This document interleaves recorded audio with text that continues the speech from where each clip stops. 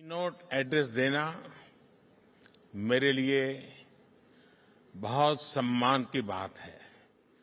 बहुत सम्मान की बात है और मुझे तो ये सौभाग्य दूसरी बार मिल रहा है। मैं हिज हाइनेस शेख मोहम्मद बिन राशिद जी का इस निमंत्रण और गर्मजोशी से भरे स्वागत के लिए बहुत बहुत आभारी हूं। मैं अपने brother his highness Sheikh Mohammed bin Zayed का भी आभार व्यक्त करता हूं। हाल के दिनों में मुझे उनसे कई बार मिलने का मौका मिला है। वो सिर्फ लीडर ऑफ विजन ही नहीं है, बल्कि लीडर ऑफ रिजॉल्व और लीडर ऑफ कमिटमेंट भी है। साथियों, वर्ल्ड गवर्नमेंट समिट दुनिया भर के थॉट लीडर्स को एक मंच पर लाने का एक बड़ा माध्यम बन चुकी है। इसमें हिज हाइनेस शेख मोहम्मद बिन राशिद की विजनरी लीडरशिप, उसका बहुत बड़ा रोल है। दुबई जिस प्रकार ग्लोबल इकोनॉमी, कॉमर्स और टेक्नोलॉजी का एपी सेंटर बन रहा है, ये बहुत बड़ी बात है। कोविड के दरमियान एक्सपो 2020 का आयोजन हो या फिर हाल में कोप 28 का आयोजन, ये दुबई स्टोरी के बेहतरीन उदाहरण है। मैं आपको इस समिट के लिए बधाई देता हूं, इसकी सफलता के लिए शुभकामनाएं देता हूं। साथियों, आज हम 21वीं सदी में हैं। एक तरफ दुनिया आधुनिकता की तरफ बढ़ रही है, तो पिछली सदी से चले आ रहे चैलेंजेस भी उतने ही व्यापक हो रहे हैं। फूड सिक्योरिटी हो, हेल्थ सिक्योरिटी हो, वाटर सिक्योरिटी हो, एनर्जी सिक्योरिटी हो, एजुकेशन हो, समाज को इंक्लूसिव बनाना हो, हर सरकार अपने नागरिकों के प्रति अनेक दायित्वों से बंधी हुई है। टेक्नोलॉजी हर प्रकार से, चाहे वो नेगेटिव हो या पॉजिटिव, एक की डिसरप्टर साबित हो रही है। टेररिज्म आए दिन एक नए स्वरूप के साथ मानवता के सामने नई चुनौती लेकर आ रहे हैं। क्लाइमेट से जुड़े चैलेंजेस भी समय के साथ और बड़े होते जा रहे हैं। एक तरफ डोमेस्टिक कंसर्न्स हैं, तो दूसरी तरफ इंटरनेशनल सिस्टम्स बिखरा हुआ नजर आता है।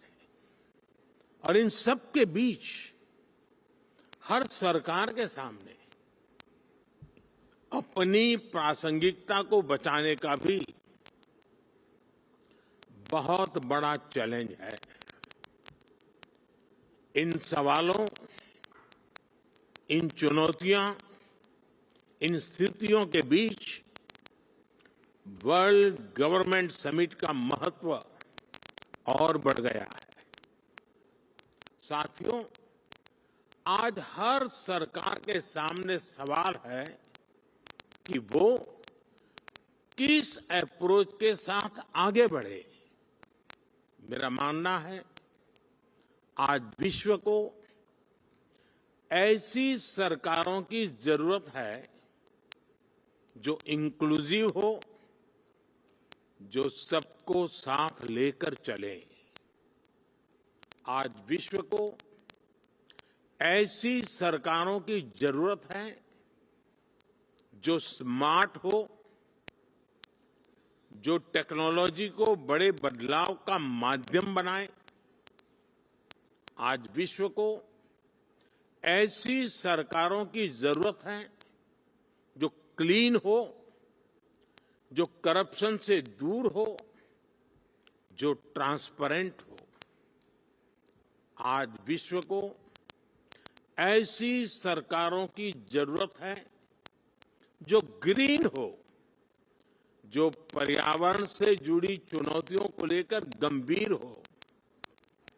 आज विश्व को आवश्यकता है ऐसी सरकारों की जो ease of living, ease of justice, ease of mobility, ease of innovation और ईज ऑफ डूइंग बिजनेस को अपनी प्राथमिकता बनाकर चले। Friends, head of the government के तौर पर लगातार काम करते हुए मुझे 23 साल होने जा रहे हैं। मैंने 13 साल भारत के एक बड़े स्टेट गुजरात की सरकार में रहते हुए लोगों की सेवा की है और अब मुझे सेंट्रल गवर्नमेंट में देशवासियों की सेवा करते हुए 10 साल होने जा रहे हैं। मैं मानता हूं कि सरकार का अभाव भी नहीं होना चाहिए और सरकार का दबाव भी नहीं होना चाहिए। बल्कि मैं तो ये मानता हूं कि लोगों की जिंदगी में सरकार का दखल कम से कम हो, ये सुनिश्चित करना भी सरकार का ही काम है। हम अक्सर कई एक्सपर्ट्स को सुनते हैं कि कोविड के बाद दुनिया भर में सरकारों पर भरोसा कम हुआ है, लेकिन भारत में हमने एकदम विपरीत अनुभव देखा। बीते वर्षों में भारत सरकार पर देश के लोगों का भरोसा और मजबूत हुआ है। लोगों को हमारी सरकार के इंटेंट और कमिटमेंट दोनों पर पूरा भरोसा है। ये कैसे हुआ? क्योंकि हमने गवर्नेंस में जन भावनाओं को प्राथमिकता दी है। हम देशवासियों की जरूरत के प्रति संवेदनशील है। हमने लोगों की जरूरतों और लोगों के सपनों दोनों को पूरा करना पर ध्यान दिया है। इन 23 वर्षों में सरकार में मेरा सबसे बड़ा सिद्धांत रहा है मिनिमम गवर्नमेंट, मैक्सिमम गवर्नेंस। मैंने हमेशा ऐसा एनवायरनमेंट क्रिएट करने पर जोर दिया है जो नागरिकों में एंटरप्राइज और एनर्जी दोनों को और बढ़ाएं। हम टॉप डाउन और बॉटम अप अप्रोच के साथ साथ होल ऑफ सोसाइटी अप्रोच को लेकर भी चले हैं। हमने होलिस्टिक अप्रोच पर बल दिया, पीपल्स पार्टिसिपेशन को सर्वोच्च प्राथमिकता दी। हमने प्रयास किया कि कोई अभियान भले ही सरकार शुरू करे, लेकिन समय के साथ देश की जनता उसकी बागडोर खुद संभाल ले। जन भागीदारी का इसी सिद्धांत पर चलते हुए हमने भारत में अनेक बड़े ट्रांसफॉर्मेशन देखे हैं। हमारी सैनिटेशन ड्राइव हो, गर्ल एजुकेशन को बढ़ाने का अभियान हो, डिजिटल लिटरेसी हो, इनकी सफलता पीपल्स पार्टिसिपेशन से ही सुनिश्चित हुई है। साथियों, सोशल और फाइनेंशियल इंक्लूजन हमारी सरकार की प्राथमिकता रही है। हमने 50 करोड़ से ज्यादा ऐसे लोगों को बैंकिंग से जोड़ा जिनके पास बैंक अकाउंट नहीं था। हमने उनको जागरूक करने के लिए बड़ा अभियान चलाया। आज इसी का परिणाम है कि आज हम फिनटेक में, डिजिटल पेमेंट्स में बहुत आगे निकल गए हैं। हमने विमेन लेड डेवलपमेंट को बढ़ावा दिया है। हम भारतीय महिलाओं का आर्थिक, सामाजिक और राजनीतिक सशक्तिकरण कर रहे हैं। कानून बनाकर हमने भारत की महिलाओं को पार्लियामेंट में रिजर्वेशन भी दिया है। हम आज भारत के युवाओं के लिए नए अवसर बना रहे हैं, उसके स्किल डेवलपमेंट पर फोकस कर रहे हैं। बहुत कम समय में ही भारत दुनिया का तीसरा सबसे बड़ा स्टार्टअप इकोसिस्टम यानी स्टार्टअप इकोसिस्टम का इतना बड़ा जंप आज हम तीसरे नंबर पर पहुंच गए हैं। साथियों, सबका साथ, सबका विकास के मंत्र पर चलते हुए हम लास्ट माइल डिलीवरी और सैचुरेशन के अप्रोच पर बल दे रहे हैं। सैचुरेशन की अप्रोच यानी सरकार की योजनाओं के लाभ से कोई भी लाभार्थी छूटे नहीं, सरकार खुद उस तक पहुंचे। गवर्नेंस के इस मॉडल में भेदभाव और भ्रष्टाचार दोनों की ही गुंजाइश समाप्त हो जाती है। एक स्टडी के मुताबिक भारत ने पिछले 10 वर्षों में 250 मिलियन लोगों को गरीबी से बाहर निकाला है और उसके पीछे इस गवर्नेंस मॉडल की बड़ी भूमिका रही है। साथियों, जब सरकारें पारदर्शिता को प्राथमिकता देती हैं तो उसके नतीजे भी मिलते हैं और भारत इसका भी एक उदाहरण है। आज भारत के 130 करोड़ से ज्यादा नागरिकों के पास उनकी डिजिटल आइडेंटिटी है। लोगों की ये डिजिटल आइडेंटिटी, उनके बैंक्स, उनके मोबाइल सब इंटरकनेक्टेड है। हमने टेक्नोलॉजी की मदद से एक सिस्टम डेवलप किया है, डायरेक्ट बेनिफिट ट्रांसफर, डीबीटी।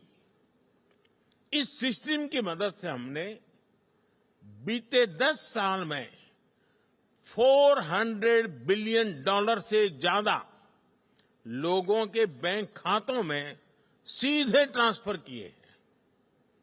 ऐसा करके हमने करप्शन की बहुत बड़ी गुंजाइश को जड़ से ही समाप्त कर दिया है। हमने देश के 33 बिलियन डॉलर से ज्यादा गलत हाथों में जाने से भी बचाया है। फ्रेंड्स, जहां तक क्लाइमेट चेंज की बात है, तो इससे डील करने के लिए भी भारत की एक अपनी अप्रोच रही है। भारत आज सोलर, विंड, हाइड्रो के साथ साथ बायोफ्यूल्स, ग्रीन हाइड्रोजन पर भी काम कर रहा है। हमारी संस्कृति हमें सिखाती है कि प्रकृति से जितना हासिल किया है, उसे लौटाने का प्रयास भी करना चाहिए। इसलिए भारत ने विश्व को एक नया मार्ग सुझाया है, जिस पर चलते हुए हम पर्यावरण की बहुत मदद कर सकते हैं। ये मार्ग है मिशन लाइफ, यानी लाइफस्टाइल फॉर एनवायरनमेंट का। ये मिशन प्रो प्लेनेट पीपल का रास्ता दिखाता है। हम कार्बन क्रेडिट की अप्रोच को भी काफी समय से देख रहे हैं। अब इससे आगे बढ़कर हमें ग्रीन क्रेडिट के बारे में सोचना चाहिए।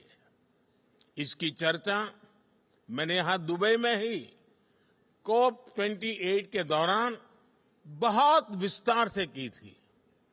साथियों, जब हम फ्यूचर की तरफ देखते हैं, तो हर सरकार के सामने आज अनेक प्रश्न हैं। हम अपनी नेशनल सॉवरेनिटी और इंटरनेशनल इंटरडिपेंडेंस में बैलेंस कैसे बनाएं? अपने नेशनल इंटरेस्ट के लिए काम करते हुए इंटरनेशनल रूल ऑफ लॉ के प्रति अपनी कमिटमेंट पर कायम कैसे रहे? नेशनल प्रोग्रेस का विस्तार करते हुए हम ग्लोबल गुड के लिए ज्यादा से ज्यादा कंट्रीब्यूट कैसे करें? हम अपने कल्चर और ट्रेडिशन से विजडम लेते हुए भी यूनिवर्सल वैल्यूज को समृद्ध कैसे करें? हम डिजिटल टेक्नोलॉजी का लाभ लेते हुए उसके नकारात्मक उन प्रभावों से समाज को कैसे बचाएं? हम वैश्विक शांति के लिए प्रयास करते हुए आतंकवाद के खिलाफ कैसे मिलकर काम करें? आज जब हम अपने देश को ट्रांसफॉर्म कर रहे हैं, तो क्या ग्लोबल गवर्नेंस इंस्टीट्यूशंस में भी रिफॉर्म नहीं होना चाहिए? ऐसे अनेक सवाल हमारे सामने है।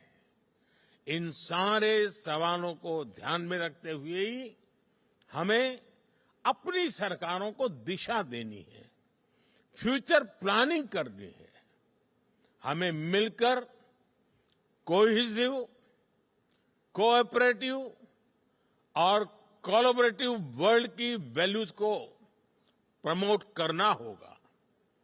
हमें डेवलपिंग वर्ल्ड के कंसर्न्स और ग्लोबल डिसीजन मेकिंग में ग्लोबल साउथ की भागीदारी को प्रमोट करना होगा।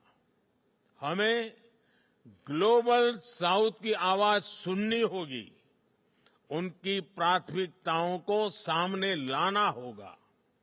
हमें जरूरतमंद देशों के साथ अपने रिसोर्सेज और अपनी कैपेबिलिटीज को शेयर करना होगा। हमें एआई, आर्टिफिशियल इंटेलिजेंस और क्रिप्टो करेंसी, साइबर क्राइम ऐसे पैदा हो रही चुनौतियों के लिए ग्लोबल प्रोटोकॉल बनाने होंगे। हमें अपनी नेशनल सॉवरेनिटी को प्राथमिकता देते हुए इंटरनेशनल लॉ की मर्यादा भी रखनी होगी। इन्हीं भावनाओं पर चलते हुए हम न केवल सरकारों के सामने उपस्थित चुनौतियों का समाधान करेंगे, बल्कि विश्व बंधुत्व को भी मजबूती देंगे। एक विश्व बंधु के रूप में भारत इसी सोच के साथ आगे बढ़ रहा है। अपनी G20 प्रेसिडेंसी के दौरान भी हमने इसी भावना को आगे बढ़ाया। हम one earth, one family, one future, इसी भाव से चले। फ्रेंड्स, हम सभी के पास गवर्नेंस को लेकर अपने एक्सपीरियंसेस है। हमें न सिर्फ एक दूसरे के साथ काम करना है, बल्कि एक दूसरे से सीखना भी है। यही इस समिट का भी लक्ष्य है। यहां से निकले सॉल्यूशन दुनिया के फ्यूचर को शेप करने वाले होंगे।